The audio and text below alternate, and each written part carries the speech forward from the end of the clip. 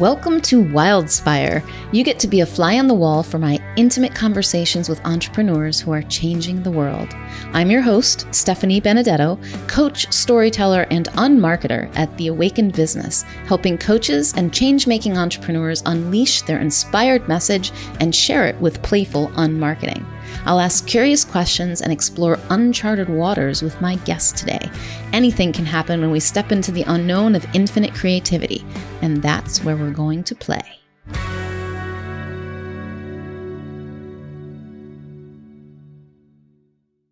My guest today is Bradley T. Morris. Bradley has been producing inspirational media since 2007 when his first video ever went viral, leading to speaking tours around North America. He then went on to teach over 500 meditation workshops and retreats around the world. In 2012, he put all his meditation work online, which has since spread to over 70 countries and probably millions of lives via apps and online courses. It's 100% passive income now. In 2014, he started supporting other teachers to bring their work online, and in 2016, Magic Media was founded during his search to produce the most epic, memorable, transformational media and courses that he could possibly dream up. He's now passionate about helping teachers, coaches, and facilitators bring their life's work online in the best way they can. Now, in this conversation, Bradley shares powerful questions that you can ask yourself and tips that he has gleaned from his successes and failures with a sense of humor and playfulness that demonstrates just how entertaining a transformational conversation can actually be. Besides, anyone who is willing to admit that they have a wig collection and tell dragon stories is my kind of human. So it's my pleasure to introduce you to Bradley. So Bradley, thank you so much for joining me here for my Wildspire podcast. And you definitely belong here. You are one of the inspiring voices that I want to share with my friends and clients and playmates and collaborators, as I call them. And I first came across you through the presentation that you did with Tad Hargrave on life and business without social media, because it's been a project that I've been exploring personally and also sharing as I've been going along. It's gotten more serious now that I've made my own exit from Facebook. And that was a part of what prompted me to it, actually, was hearing your experience just caused me to reevaluate again, like, where am I with this? Is it time to go? And so I didn't follow a lot of the very good advice that you offered in that presentation because I just felt the nudge, like, go, Steph, go. Don't wait. And so I'm taking my hiatus, and it's sort of like an experimental break for myself. So welcome, and thank you for joining me here. You are modeling things in business that I want people to know are possible to do. So let me start there, actually. Yeah. Because you left social media, was it 6 years ago? It was around the time of my son's birth, so it was almost 5 years ago. Okay, almost 5 years ago. Yeah. And I'm really curious and I will link to that presentation so people can get all the details, and we may just touch on parts of it. What happened when you left? Like, what did you notice changes in your business? I evaporated from people's consciousness. So I would say that was like the first thing. It wasn't like, okay, I delete my account and now the phone will start ringing instead of people liking or commenting on my posts. It was quite the opposite. It was a lot of silence. I still had my email list and my newsletter. But yeah, I mean, it was weird. It was really weird. It felt like I kind of got erased. And so in the process of acknowledging that I no longer exist in people's consciousness, even the consciousness of the people who, I've deemed to be friends with for a decade, they weren't calling me wondering like, hey, where'd you go? What's going on? So it was really weird. And I did it leading up to New Year's, and New Year's every year I pick a word, which I try to theme as my word. And that year was relationships, because I just recognized that if I wanted to succeed with my business without Facebook and without any other social media, I would need to focus on relationship cultivation. And so In the process over the last 4 or 5 years, I've really just come to understand that less relationships is can actually be way more value. And our entire business model is based on the less is more philosophy, which means you don't need 1,000 or 10,000 followers. You don't need, 10,000 people to be in your membership or to buy your course. Like there's other ways to do business that you can have a wildly successful business or service where you serve 5 or 10 people, a handful of people. And so that's the thing is like we can be a little more boutique about who we are and who it is that we serve based on how we shuffle our business model around. So I had to learn that. And the word relationships ended up being my word 2 years in a row, which I'd never done before. Because it was just so crucial for me just to foster relationships. And that was the work, is picking up, instead of making posts, it was picking up the phone, reaching out to people I hadn't been in touch with for a while. And it really, really shifted things. I mean, I started a men's adventure group on my island where I live because, at the same time, I wasn't getting the social media endorphins running through my blood. So I had to actually look for real humans in the real world that I could go on adventures and hang out with. And, all of the things with my business and with my personal life from leaving social media have really changed things for the positive in so many ways. Yeah. So on the other side of it, I think that's what was Yeah. and that was so encouraging to me. It was like, hey, there's going to be an adjustment. That's real. There are Yeah. going to be consequences, especially if that's where, I am or you were getting clients and connecting with people through it and partners and friends and all the rest of it. Yeah. But I love coming back to relationship. That the call to that was very strong for me personally. And is that kind of creating from the village mentality, which I've seen you talk about? Would you tell me a little bit about that in your business? Yeah, so we made a shift. I mean, I've experimented so many times with the business model over the years. So we did a 6-month experiment. We announced it as an experiment that we were going to give away all of our premium courses for free. Our membership was going to be free for 6 months, just to see what would happen. And so the experiment didn't work how we wanted it to work. There was too many people, not enough commitment. It really shifted the energy inside of the membership, giving it all away for free.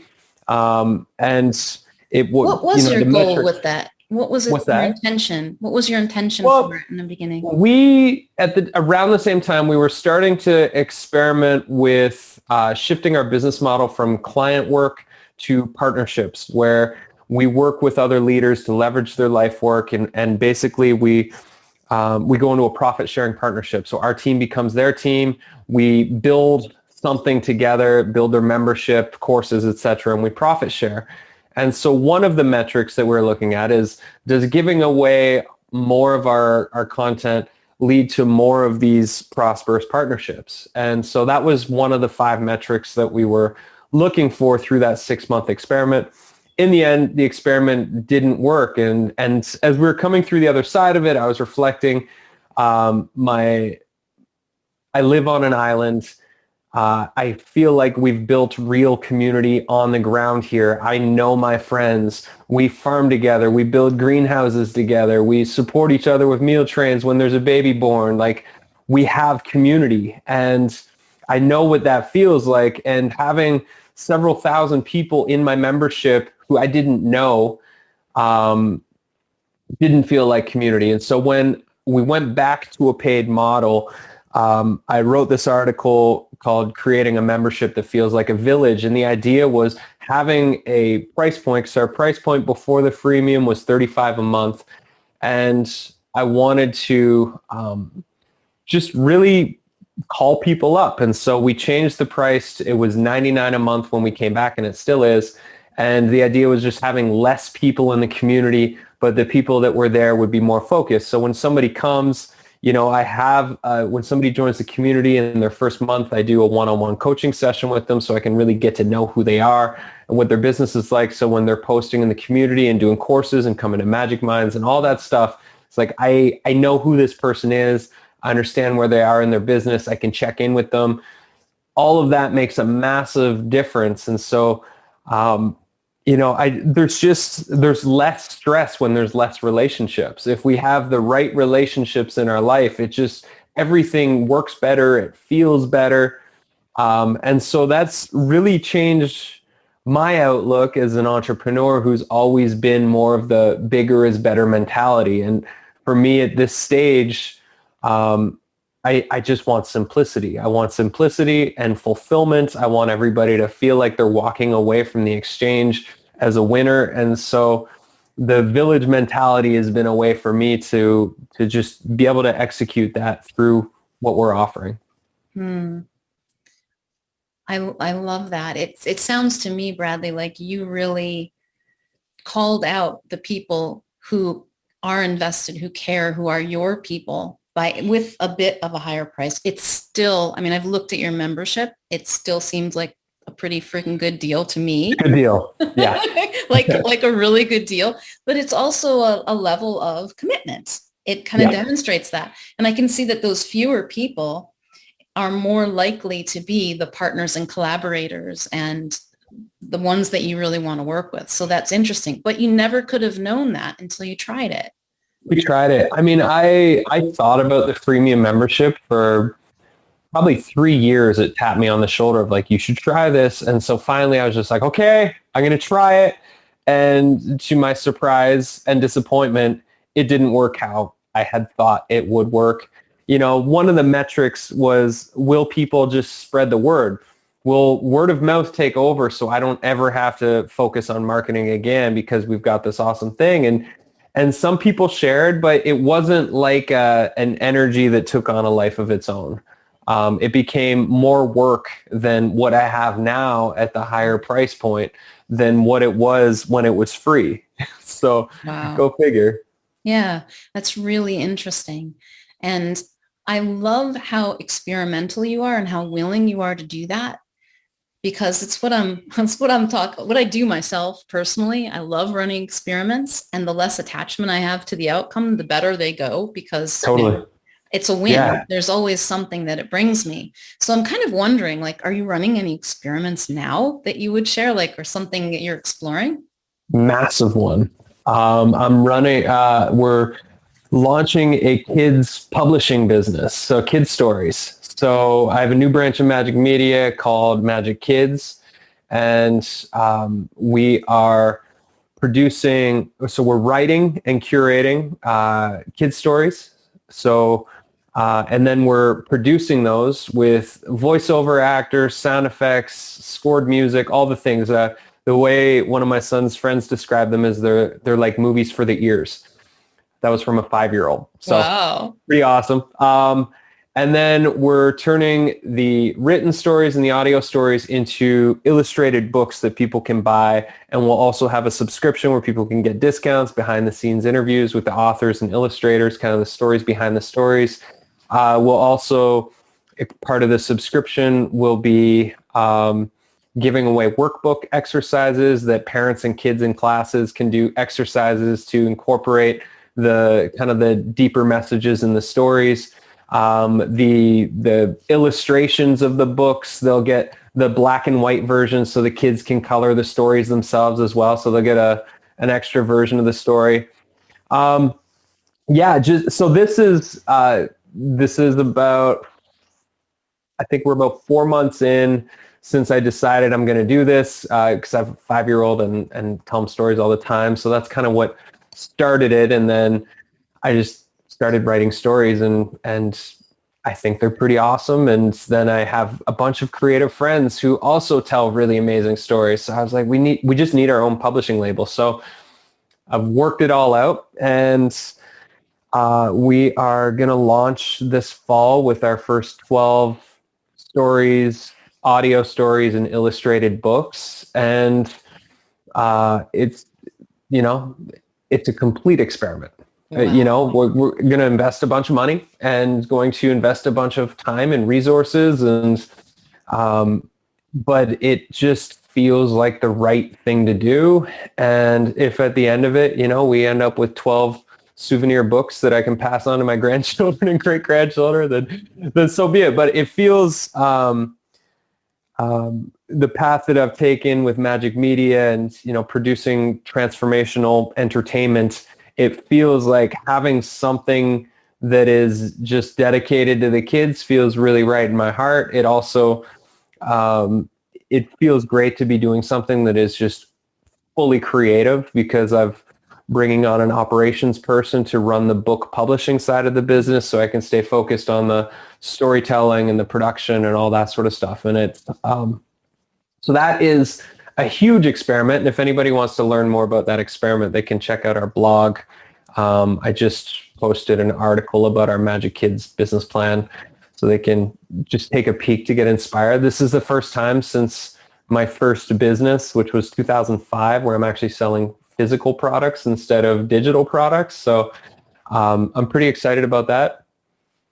Wow, that's awesome. I love it. And what is it that really, like, what's your hope with Magic Kids? Like, what are you trying to, what's the transformation that you're working in it or through it? Yeah. Well,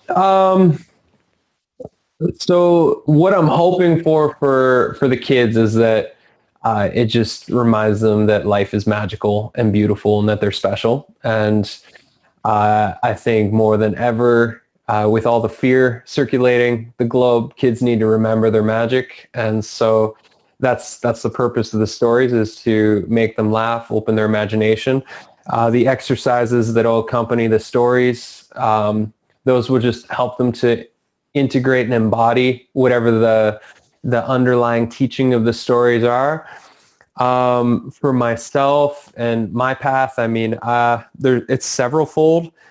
Um, Eventually, I want to get into movie production, and this has been a dream of mine for a long time. And so, I mean, I've done so much video production, and video production is a lot of work. It requires a lot of resources. However, audio production requires a lot less. We've got voiceover actors and sound effects and music and all the things for our story. So they're pretty much movies minus the images. And so I figure if we can make a go at producing really popular kids stories, then the next stepping stone after this will definitely be getting into turning these stories into movies. So that's where that's where I'm imagining in the next 3 to 5 years is having, at the very least, licensing some of our stories to become movies, but hopefully producing our own movies in-house and collaborating with artists around the world to bring these stories to life. So that's what I want. That is super cool. And I'm so excited that you said that, because I wanted to ask you about the importance of, like, I saw in your materials, in your membership, that you create entertaining courses, like that you want to create entertaining video. And I wanted to know about the importance of that to you. Like, how is that enhancing what we do in our businesses when we also incorporate entertainment? Yeah. So, I mean, we try to use entertainment as the vehicle to teach and transform. I mean, if you think about when people are laughing, if you watch an advertisement or something like that and you laugh or you smile as a result, you're more likely to take in the message or the teaching. You're more likely to buy the product. So with the entertainment side of things, I mean, this all stemmed from, we had an epiphany 6 years ago before launching our flagship course, the Great E-Course Adventure. And when we really just took a step back, we were ready to produce a course, and we looked at the online learning space, which at the time was 97% dropout rate. It's probably close to the same. And like, how do we do this better? So ultimately, to distill it down as simply as possible, we looked at how are people consuming media online. We watch entertaining videos. We participate in social media. we play video games, and we listen to music and podcasts. Those are like the four main ways that people are engaging in online learning and that. And so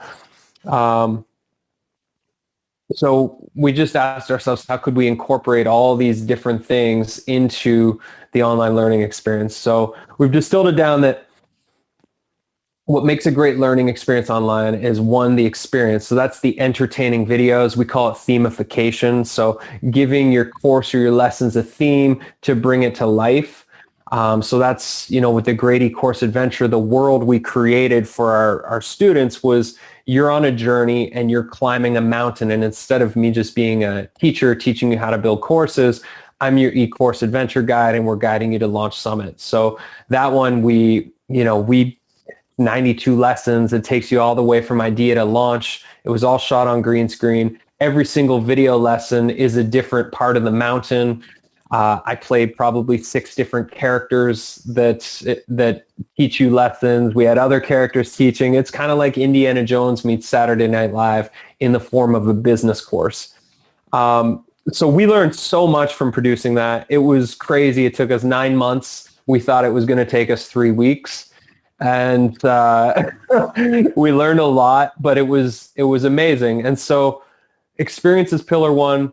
Pillar number 2 should actually be pillar 1. Normally it is when I give this rant, but pillar 1 is actually the content. So it's the curriculum, the step-by-step process. It's what you're teaching them. That has to be information that works.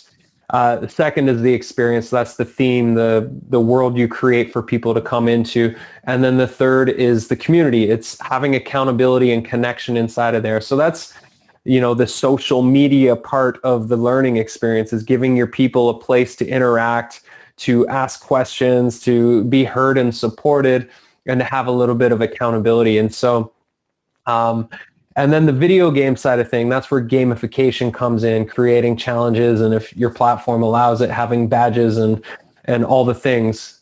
So yeah, that's the premise. And so with the Magic Kids side of things, of using entertainment as a way to share these positive messages and remind kids of how wonderful and powerful they are, like that's the goal.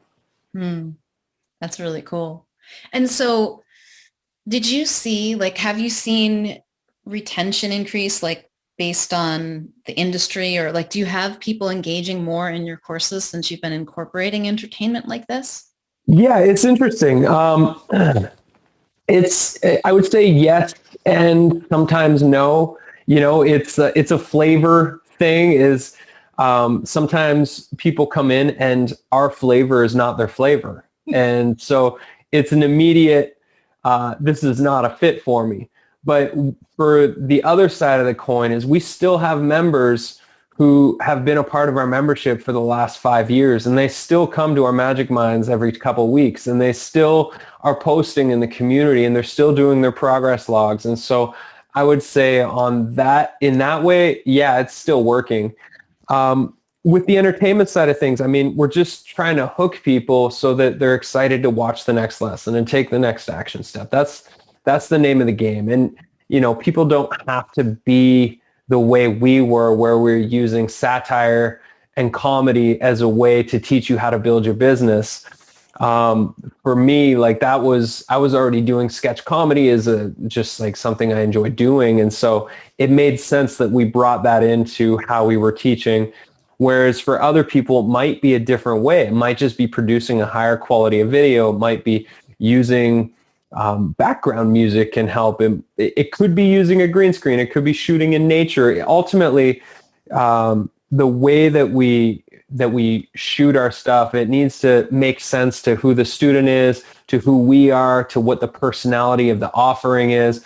All these things need to come together, and that's when you find, your true production essence. And I'll just say for people out there, I imagine a lot of the people that you work with probably do transformational content of some type. And so for those people, you don't even need video a lot of the time. For several of the partnership projects we're working with right now, it's mostly audio courses. There might be a video trailer of them saying, hey, welcome to this course. This is what it's about and what you're going to get. and a welcome video when they arrive. Here's how you get the most out of this course. But most of the course lessons are audio and written, and then come back to the community and share.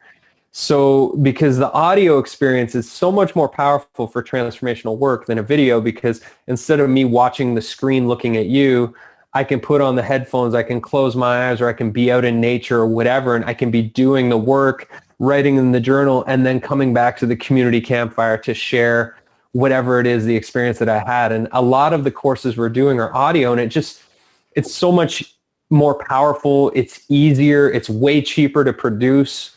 If you have a really nice microphone, it's awesome. And then there's a great stock music site that a friend of mine owns called yogitunes.com, which I would recommend any people that are recording anything like meditation or hypnosis or anything like that. They now do licensing to creators, which is great. It's a brand new thing.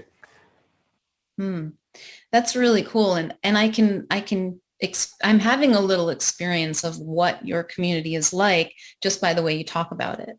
That, you can go out and be outside in nature and close your eyes and have this adventure and do the work and come back to the community campfire. That's not languaging that just everyone uses.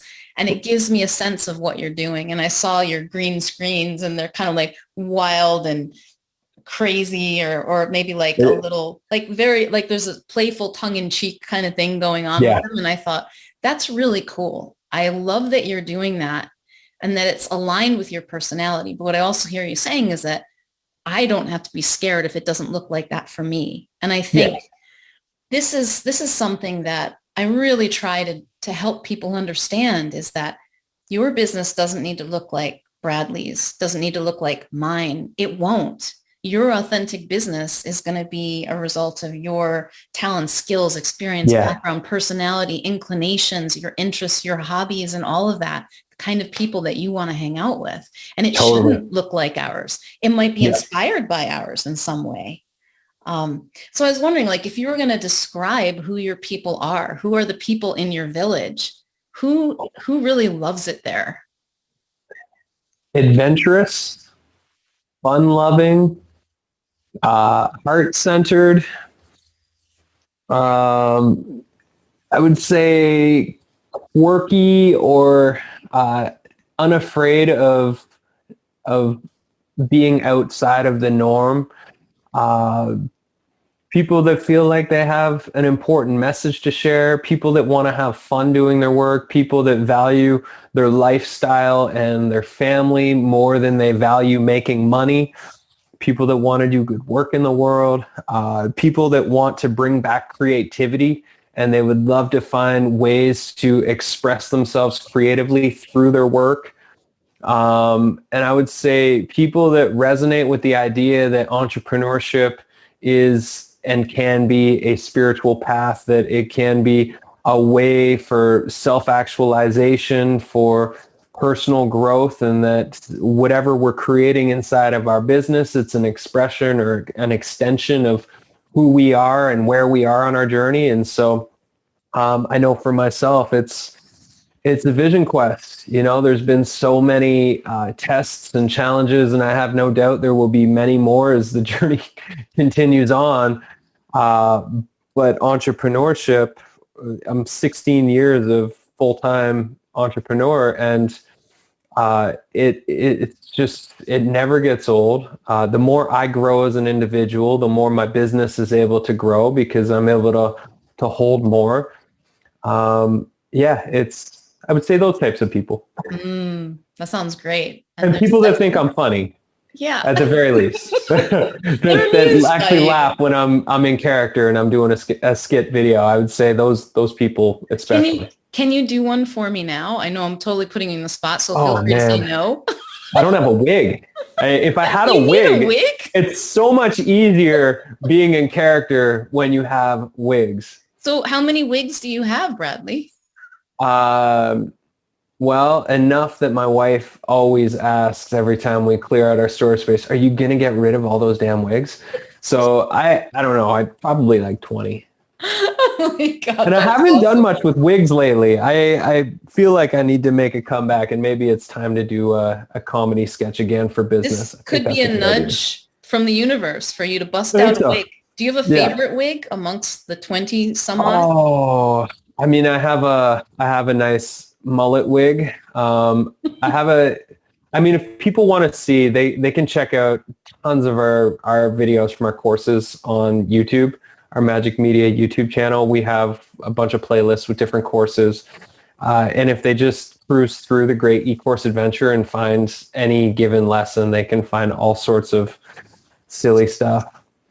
Um, yeah, I mean, for me, the greatest joy is just uh, it's just being as creative as possible. Like what we did with these courses was we created worlds. We had the content. We knew what we wanted to teach. We figured out what is the theme, how can we turn that content into something that's exciting for people to go through. So we made these worlds around it. We created the characters. We taught from the perspective of the characters rather than from the perspective of ourselves, and we use those characters as these just outlandish personalities that could help get a message across easier than just a couple of talking heads. And even though the course was still taught, the courses are still relatively talking heads. We just do it in a more creative way. They're more enjoyable to watch, at least in my opinion. Hmm. And was it fun to make? It was the most fun. I mean, it was the for the Great E-Course Adventure, at least that 9 month period of production. My wife was pregnant and extremely ill for 9 months. We had a brand new puppy named Bonkers, and we were producing the course working 16 hours a day for roughly 9 months. Whoa. It was nuts, and it was probably one of the most fun chapters of my whole life. Wow.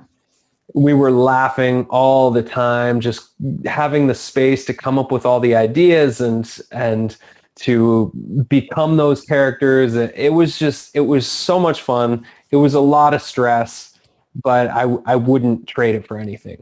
Hmm. This is music to my ears, and I love when people give themselves permission to really have fun in their businesses and Yeah. take away the limitations on that. Because obviously not everybody's going to have fun dressing up in wigs. I mean, hey, if No. you do, I'm all about that. But you know, it's not for everyone. Yeah. But everyone has fun somehow. There's something that's fun for you, even if you're the most uptight bookkeeping type person. Numbers are fun. Like I know people who love running the numbers or Yeah. looking at analytics, which can barely comprehend, but I get it because there are some things that I love, like asking really impossible questions and talking in circles and things Yeah. and Totally. that are completely obnoxious to some people. Absolutely. And a theme for somebody is like, you know what I love doing? I love getting together with my girlfriends, and I love to just like sip on some wine and talk about business. Then make that your course. Go Yeah. sit on a patio, pour yourself some wine, and just start teaching to the camera and pretend that the person who's on the other side of the camera is right there in the space with you. And the deeper into the course they get, the drunker you get, but the more fun the experience gets. Like it doesn't really matter. I think one of the things, especially right now on planet Earth, we just need to take ourselves a little less serious. And if we can find, the ways that you most enjoy consuming content or participating in the life experience, and you can find a way to bring that together. Like for us with the Great E-Course Adventure, the way we produced that course is we were going on these epic hikes every day to come up with the ideas for the course. And we're like, well, this should be the thing, is like we want to get people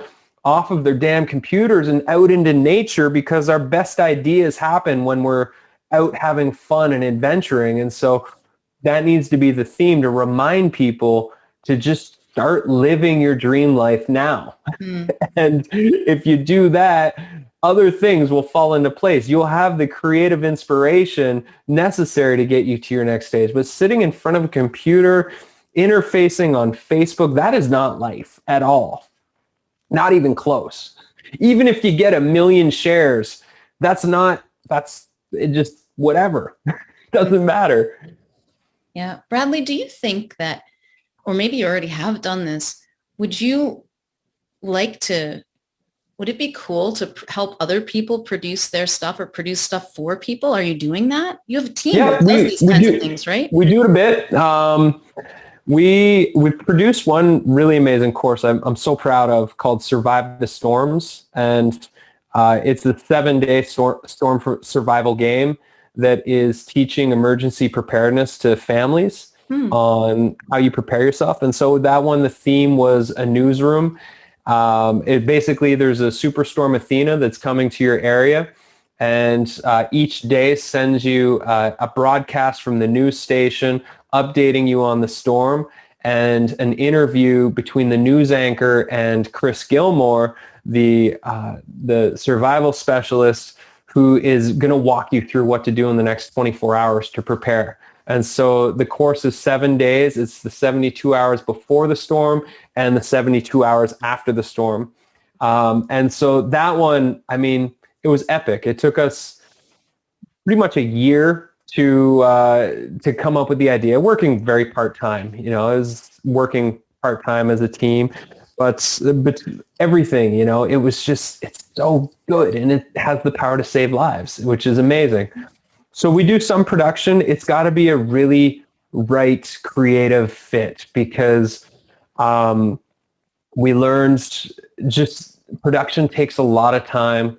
You have to have a lot of communication. There's a ton of planning. I mean, the thing with production is 70% is pre-production. It's in the planning. If you have a really good plan, you can show up on shoot day and just literally you're just checking boxes. You can go through and you can get the things done, and then away you go to post-production. But if you don't have a solid plan or scripting or all the things, it just takes so much more energy to try and piece something together that's good. Cool. So this was was this a person one of your partner profit sharing productions? Yeah, that's one of our profit sharing projects. And it's amazing. I love the course. I love what we did. The process of building it was just really enjoyable. So that's like a perfect one. I love that. I love it. It sounds like it lets you really leverage your combination of strengths around production and entertainment and making things fun, and also creating something that's really transformational and valuable for people. Ooh, yeah. I like that. Yeah. Yeah. So all that. Yeah. Yeah. So I'm wondering if you would take me back in time for a moment. And we need to insert time effect as time travel effect.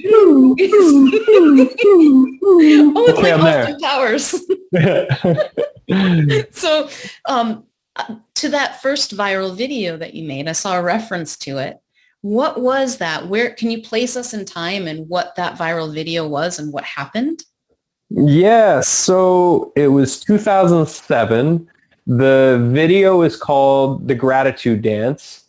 And basically it was just, I mean, I hadn't even heard of YouTube at the time. I wasn't much of a computer guy.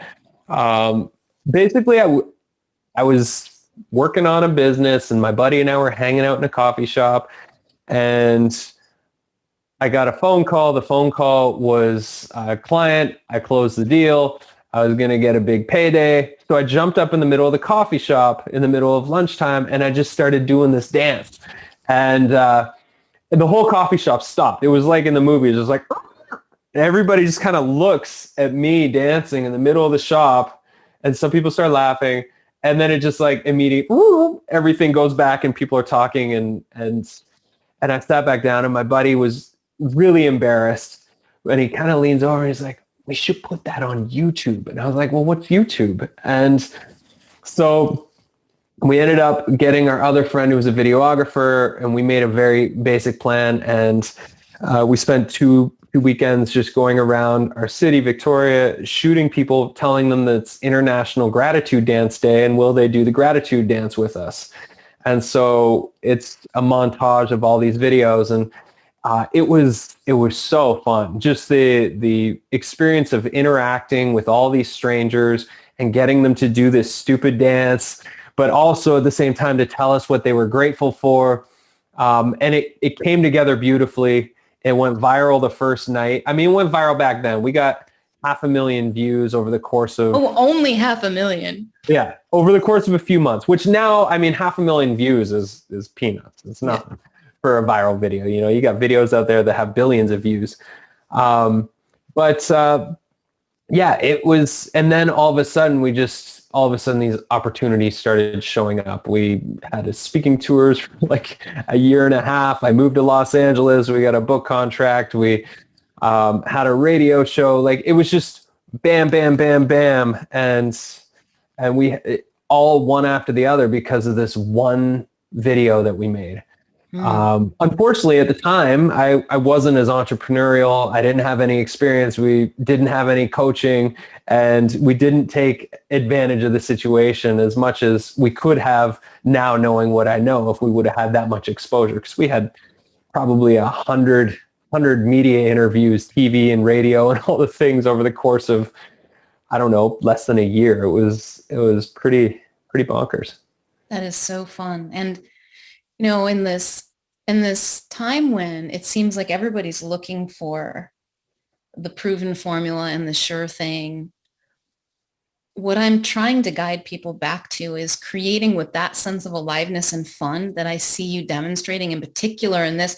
There's a randomness about it. Like we don't know Yeah. what's going to catch and what doesn't. But if I'm having fun, who cares?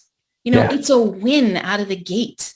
There's Totally. nothing, I mean, anything that happens as a result, any publicity, any clients, that's all gravy because I'm already living a fun life. I'm already having that experience that I want. Why wouldn't you want to create that way? I mean, this is my soapbox, right? I want to get on that and say, like, guys, Yeah. just freaking have fun. What's fun for Yeah. you? Do that. What would be fun to try? Go ahead and try it. Yeah. It's so inspiring to hear that you're going for things like that and letting that curiosity and creativity and just the whimsy of it. Like you didn't know when you started that viral video where it was going to take you. I didn't even know what viral videos were at the time. I had no I didn't even idea. know what YouTube Purely was. innocent. First video I ever post went viral. Like it was, yeah, it was very random. And in a sense, everything that I've done over the years has just been more coming from this internal, I want to do that, than I'm going to do that because it's going to make me money. Anything I've ever tried to do this because I want to make some money it never works out the same. And I think the important question to ask for anybody to ask is, if you were already a millionaire, would you be doing what you're doing now? Would you still be doing it? And the parts that are no's say, okay, if I got rid of that and I was a millionaire, what would I fill up all my time with? How would I contribute back to the world? And I would say, you don't have to make a complete U-turn, but start shifting your focus to go more in that direction. Because if you keep going in that direction, whether you become a millionaire or not doesn't matter, because you're going to be fulfilled, you're going to feel on purpose, and you're going to contribute to the world in a positive way. And I mean, for us, with the Great E-Course Adventure, the question we asked ourselves, because before that, I had a program called the E-Course Creation Blueprint, and it was a lot like the marketing stuff you see online. Here's how you create an online course and blah, blah, blah. And before we went to reproduce it, because it was 2 years old, we were going to update the whole thing. We asked ourselves, if it was 3 years ago and we found this course, would we purchase it? And the answer was no. And we're like, this is a massive problem if we wouldn't buy our own product. And so that was kind of what spurred it, is like, what would it take for us to pull out our $1,000 and pay for something? And that was when we started brainstorming, well, it would have to be really fun and it would have to feel like an adventure. And we started just coming up with the qualities that we wanted the experience to be. And then we worked out the details on how we create that experience for people. What a great question.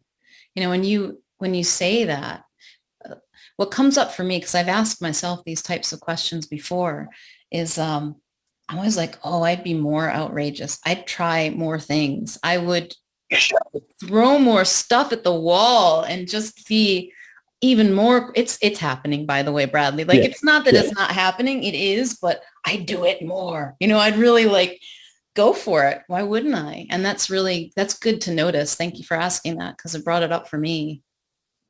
What would the first thing, if you could just like, you start a new project tomorrow and it's just an experiment and it's in alignment with what you're doing, what would the first thing be? Oh boy. Your Hmm. audience. That holds you accountable. I know it's something with stories. There's something that is itching to happen with stories. Hmm.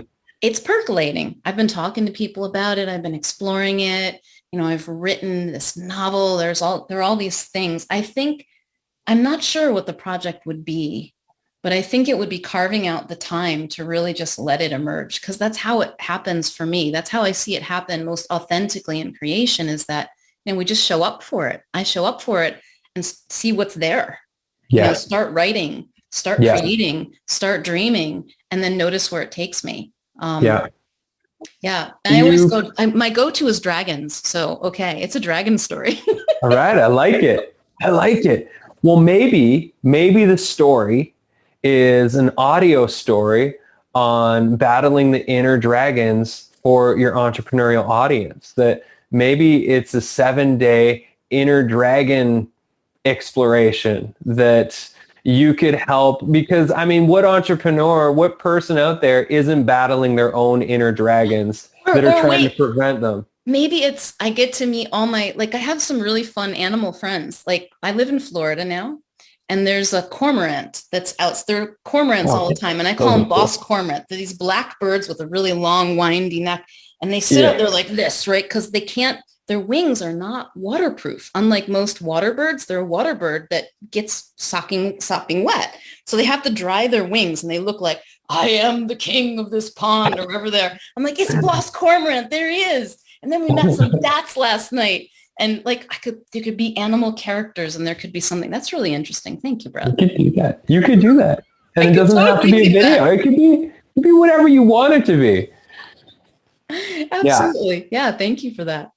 So two just really quick things that are still on the top of my brain. One is for everybody to try and schedule at least a couple hours a week of thinking time that you can just, and I encourage active movement thinking time. So Mm. going out for a hike, going out and if you live in a city, going out and just wandering your city aimlessly, like not with a purpose or direction, just a place to be with your thoughts and move your body. That's where I find, and everybody I know that does this, their best ideas happen, their most inspiration, their most clarity happens when they're out walking. And it requires at least a couple hours of active movement to get into that flow state where the channels come on. And literally I'll just go out, I'll bring my journal or my phone and I'll just type the notes in, I'll walk. It's like an active conversation with my consciousness. And I'll just like have the intention of like, this is what I'm going to dream into while I'm on this 2-hour walk. And ideas will come, I'll stop, I'll write them, I'll keep walking. The conversation continues on. I'll talk out loud to myself sometimes and look like a crazy guy, but that's okay because good ideas sometimes happen that way. Mm-hmm. And the other one, for all you people out there that are holding yourself back thinking that you have to have the perfect idea, you have to have the team, you have to know how to produce or edit. And I have a philosophy, I've been saying this was kind of my mantra in my early days of entrepreneurship when I was really scared to put my stuff out there. And it was just ABC, always be creating. If I'm always creating, then I'm always improving. If I'm always improving, then my next thing will be better than my last thing. And if that's the case, then word will spread about who I am and what I do in the world, and everything will work out. So just keep creating. I feel like we are creators. We have these bodies, we have these minds, we have these imaginations, we have the talent that we're given and the talent that we can learn and the talent that we can recruit, and we should just be creating every day. Mm. That's the name of the game. Mm. You beat me to the punch on that one, Bradley. I was going to ask you for a message, and there it is. That was the one. That's the one. Yeah. That's always the message, is just keep creating. Yeah. So, who would you like to call out to right now? If you're going to invite someone who's listening here, like speak right to them and invite them to the party that is Magic Media that you're throwing right now, what would you say to them? Get your priorities straight. What do you want? What do you want? And what are you doing? Are those two separate things, or are what you want and what you're doing in complete alignment?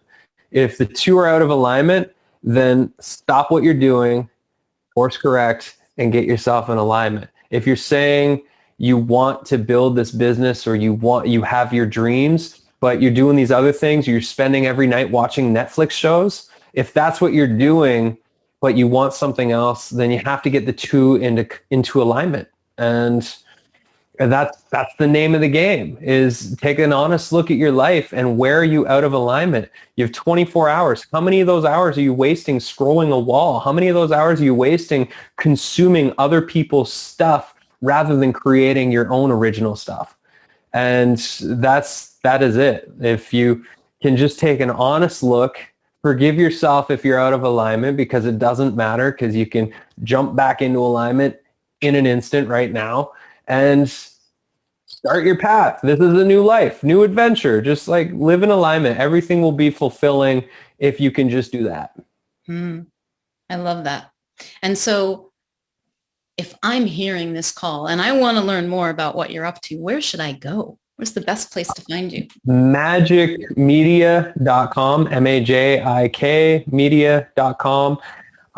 We've got our podcast, The Making Magic Show. We've got YouTube channel. I have a lot of stuff on our blog, classes, and all sorts of things. We've got a page for our membership, and then we have our page for partnerships, and pretty much all that stuff can be found. Awesome. And I highly recommend a visit, by the way, because you have so many free resources available that that in itself is valuable. And then if you want more, it's there too. You can pay us some monies and we will show you a great time. That sounds like an entirely different kind of business, Bradley. Nice. Cool. Well, thank you so very much. This has been amazing. And I really appreciate you taking the time to share a little bit of the magic that you make with me and Thanks my so friends. much. Yeah, it's my pleasure. I love just the opportunity to connect and share. And I can't wait to hear about your dragon story that you're going to make. I'm on the hook now. Yeah. No, you got 30 days, first draft. At least a point form draft. You could have a point form draft within a week. You could have a rough draft within a month. And you could have the full thing done in 3 months. Easy. Look at that. Look at that. He's just laid it all out for me. This is another gift that you have, Bradley. I've been noticing around the planning. It's the producer in you, right? Like the producer. Yeah. Nice. I play executive producer and creative director. And the two argue. My creative director wants more space to create, and my executive producer sometimes gets tired because I hold all of the details in here, which is why I'm going bald around the sides. It's all the details I hold on. It's me going like this, like, oh. Well, fortunately, it's a good look for you, Bradley. I like it. Thanks. All right. So make sure you go check out magicmedia.com, magic with a J and a K, and I'll post links and all that too. Excellent. Thank you so much. Thank you. Thanks so much for joining me for today's Wildspire conversation. If you'd like to receive a weekly Wildspire email from me filled with inspiring stories, unmarketing experiments, tips for playing your way to impact and income without the hustle and hype, insights from my spiritual business journey, and more, go to theawakenedbusiness.com/wildspire. Until next time, may you know yourself as the gorgeous wild creation you are.